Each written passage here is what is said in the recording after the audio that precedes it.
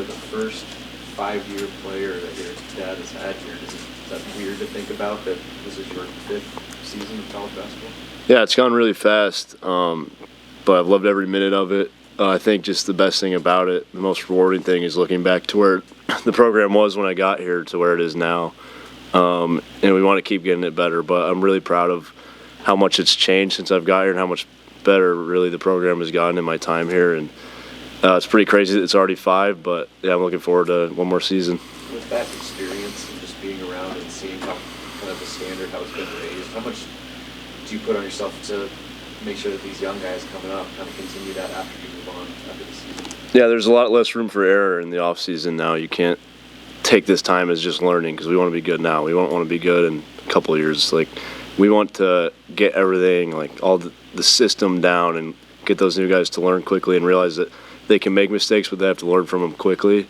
And I just try to talk them through mistakes, know that it's not the end of the world if they can make them, but they got to watch their film. They got to grow from it. How much, this being your last year, how much does it make you from just your own journey of, redshirting and then coming in, you guys got injured? How much do you think about just like the holistic part of that? I don't think about it too much. I just think about trying to get better year by year and just help my team win. I mean, that's the main thing I've always focused on, is just doing the right thing to help the team win. If that was not playing and cheering on or making the hustle plays, anything like that, I'm focused on that at the moment. I'm sure when it's done, I'll really think about it more, but right now I'm just focusing on getting our team better. What's it been like having Charlie around?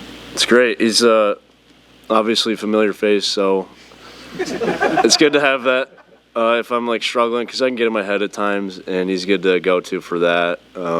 But he's seen me at my best and my worst in terms of playing basketball and even other sports, so he knows how to calm me down sometimes and just keep me in the moment. And it's good to we can talk about anything, no matter what it is, and just having him as kind of there for me is going to be very helpful for me.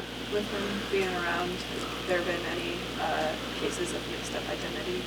Yeah, it happens all the time, but it happens every time we're with each other, no matter where it is. Nothing crazy to this point, though. Everyone in the program, I think, kind of can tell us apart now. We're lifting a lot. He hasn't touched a weight since he's got here, I don't think, so it's pretty easy to tell us apart right now. Outside of on the court, where have you seen just the biggest issue in the program? Culture, for sure. I mean, we've hit on that ever since my redshirt freshman year about how much we wanted to change the culture, and we've seen it pay off in a big way. Just bringing the right guys, the right people around on the staff and everything. We're just trying to continue to build that culture and just have those expectations of getting this program to a place it's never been before, and we're not going to stop now. So I've talked a lot about just with this on the system, when guys know what they're doing, they're in the right place, and they're making open shots, it can be almost unstoppable. Are you seeing that kind of take into effect where you have such a veteran team, you're shooting, from what I was saying is drastically improved? Does just the picture of that offense look the way that you kind of ideally want the system to look with the pieces in place? Yeah, absolutely. There's times where it's really hard to guard, and everyone's trying to learn the offense and the defense still, so it's not going to be a perfect look right now, but there's times when we have so many shooters on the floor, you feel like you can do nothing out there on defense, and there's a ton of space. It's going to be a bit different than last year's team with the pieces we have, and I'm really looking forward to being a part of that group. But yeah, I think as we continue to learn, we can hopefully keep mastering the offense and the defense, and sky's the limit.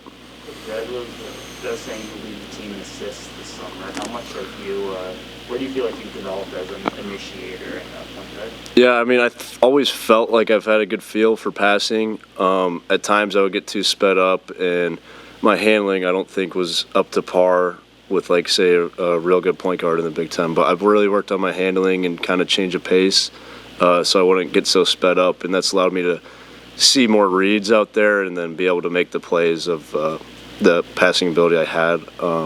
But that's been very helpful. Satchel Stern is one of the GAs who's been really helpful, helped me improve that part of my game, and yeah, I'm hoping to carry that over into the season.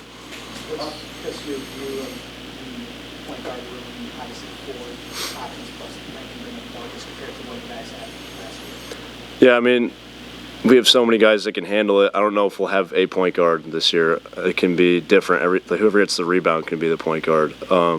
But yeah, I'm hoping to get some run at point guard this year. I did get some last year when we were in foul trouble, but like I said, I've worked on my ball handling and my change of pace, which the point guard needs, and I think having multiple guys that can handle the ball and play the one is going to be very helpful for us. And it might look different every game, but with the guys we got, I think it can be a position that no one needs to worry about.